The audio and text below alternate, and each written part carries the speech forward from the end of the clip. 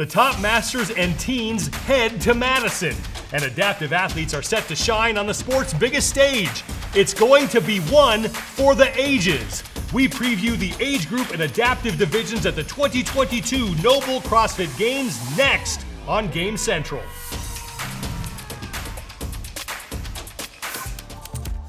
Hi everybody, welcome to another edition of Game Central presented by Arasti, the official rapid recovery provider of CrossFit. I'm Sean Woodland, and on today's episode, we're taking a look at the Masters, Teenage, and Adaptive divisions that will be competing for the title of Fittest on Earth at the 2022 NOBULL CrossFit Games. The top 10 athletes from each division will be competing in Madison, Wisconsin, and we will start with the men's Masters divisions. And here are the top questions heading into the competition that we will be watching at the 2022 NOBULL CrossFit Games. Sam Dancer has won every stage of competition in the 35 to 39-year-old division.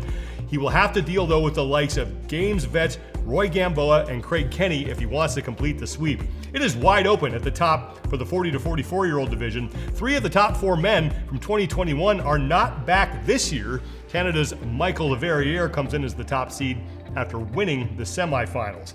Jason Grubb has dominated the 45 to 49-year-old division, having finished first at the Games the last 2 times a Masters competition was held there. He's trying to make it 3 in the last 4 years, but he'll have to deal with Vlad Liaskevich, who won the semifinal in convincing fashion and comes in as the top seed. This is Clint Paddock's first year in the 50 to 54-year-old division. He took the top spot in the semifinals by 55 points. Paddock is looking for his first career Games championship. His best finish was 4th in the 45 to 49-year-old division back in 2017. Out of 20 athletes who competed at the Games in 2021 in the 55 to 59-year-old division, only one of them is back this year. Leonardo Wernersbach Lima out of Brazil comes in as the top seed out of the semifinals. Will Powell will try to hold off Tom Famery, who is making his first appearance in the 60 to 64-year-old division. Famery is the top seed after finishing first in the semifinals. And Ken Ogden is the defending champ in the 65-plus division. He may face a tough challenge from Tom Mulbauer, who aged up into this division and took the top spot in semifinals. Those are the top questions and storylines heading into the men's divisions in the Masters competition at the CrossFit Games. For a closer look at the women's side, here's Annie Sakamoto. Thanks, Sean. We are officially less than a month away from the 2022 NOBULL CrossFit Games, and that means a lot of questions are starting to come up as I look ahead at the women's Masters divisions. First, in the 35 to 39-year-old division, the question is, who can challenge the experience of 6-time individual and 2019 team champ China Cho? In her first year as an age group athlete, China won the semifinals in convincing fashion and will be the woman to beat this year. Can Kelly Friel go back-to-back in the 40 to 44-year-old age group? As last year's champ and the top seed coming out of this year's semis, Kelly is positioned well, but both of her fellow podium finishers from last year have also qualified and will try to stand in her way for sure. Will Allie Crawford be able to overcome the close calls she's faced in the 45 to 49-year-old division? Allie not only just lost to Annie Sakamoto by just 5 points last year, but she also gave up the number 1 seed out of semifinals via a tiebreaker to newcomer Michelle Suozzi. Can Crawford get over the hump in a division where the top 4 semifinalists were separated by only 26 points? In the 50 to 54-year-old division, will newcomers continue to dominate? The top 6 women coming out of semifinals are all new to this division this year.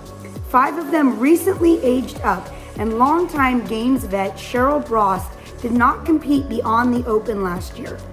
Will the newcomers rule the roost, or will someone like last year's 3rd place finisher Carrie Sandoval rally once they're all in person at the Games? Can Lori Mishiznik defend her crown in the 55 to 59-year-old division? Reigning champ Mishiznik finished 5th in the semifinals. 3 of the 4 women ahead of her, Joanne McCullough, Shauna Bunce, and Linda Elston, she beat at the Games last year. Will they get payback in Madison this year, or can Lori find her groove and keep her crown? In the 60 to 64-year-old division, there will be a new champion this year, since last year's winner, Susan Clark, isn't competing. Who will it be? Rookie Shelly Chappelle has turned heads after winning semis and earning her first appearance at the Games. But can she hold off vets like Patricia McGill, Debbie Downing, Mary Beth Prodromides, and Lynn Knappman? And finally, in the 65-plus division, will there be another close podium battle? Last season, 2 of the 3 podium spots were up for grabs on the final event, with last year's champ Patty Bauer as the only returning podium finisher, and Pia Gund, who just missed the podium by 5 points and then came back to dominate semifinals this year. Will we have another year of madness in the race for the podium?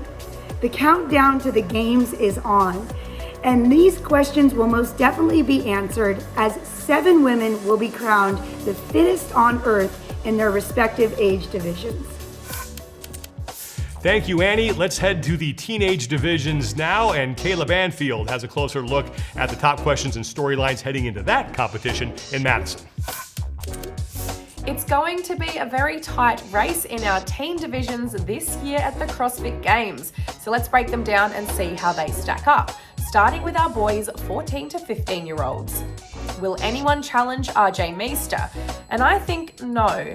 Even though KO Subiono was only 9 points behind in the online semi-final, they both competed at the Games last year, and RJ did beat KO, coming in at 5th and 9th respectively. So this year, I'm going to predict the win for RJ Meester.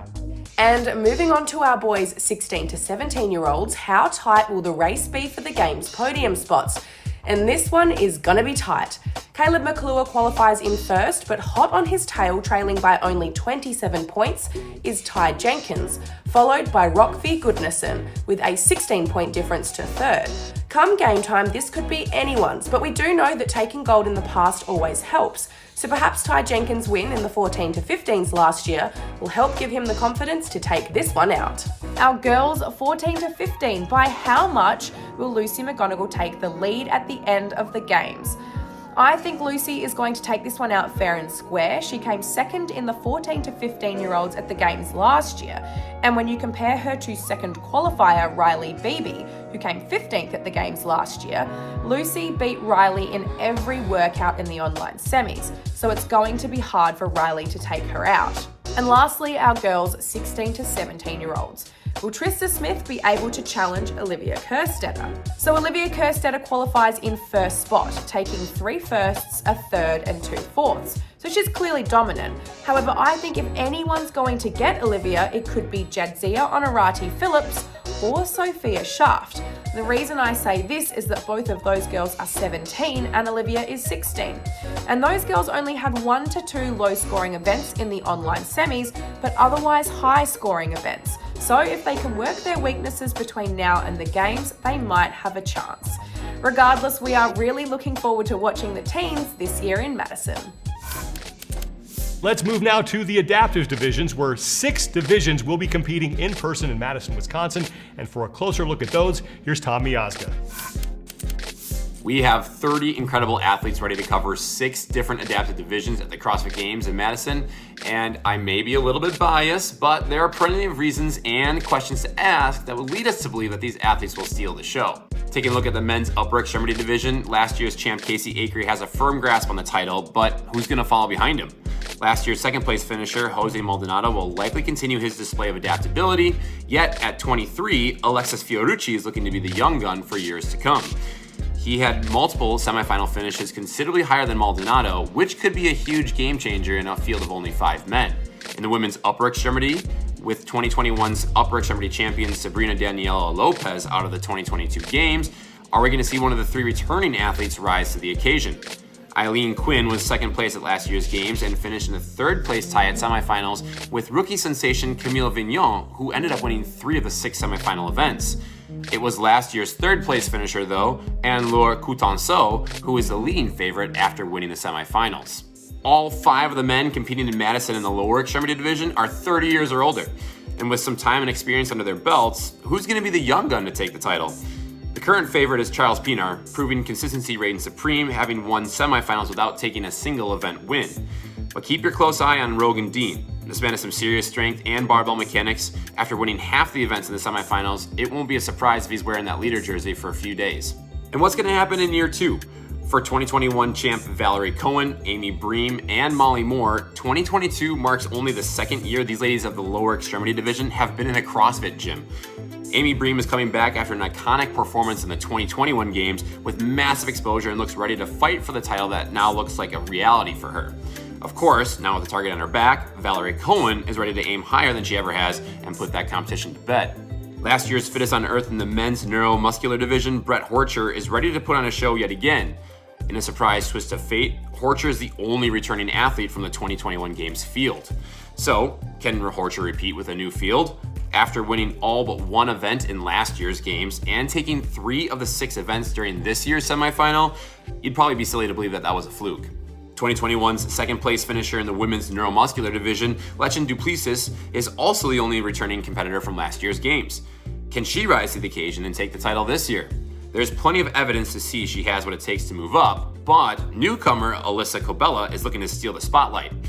In her first time at the Games, and at the age of 35, Cobella never placed worse than 3rd across the 6 events of semifinals, proving she has the adaptability and the durability to withstand whatever test is thrown her way. The Games have always been a proving ground to see who is the most adaptable to their surroundings. You're not going to find a more prime example than these adaptive athletes, and let's hope we get the answers to all these questions along the way. Thank you, Tom, and thank you for watching this edition of Game Central presented by Arasti, the official rapid recovery provider of CrossFit. You can fix your pain fast with Arasti Remote Recovery, now 50% off for the CrossFit community. You can head to arasti.com/CrossFit-recovery. Episode 6 of Miles to Madison airs this Thursday, July 14th. It features CrossFit Mayhem Freedom and CrossFit Mayhem Independence going after the quarterfinals. You're not going to want to miss that, and you can catch up on the other 5 episodes of Miles to Madison on the CrossFit Games YouTube channel. And finally, Fittest on Earth Next Gen, the story of the 2021 NOBULL CrossFit Games, is out now for download on iTunes. You don't want to miss it. It is fantastic. Thanks so much for watching, everybody. That's going to do it for this edition of Game Central. I'm Sean Woodland, and we'll talk to you next time.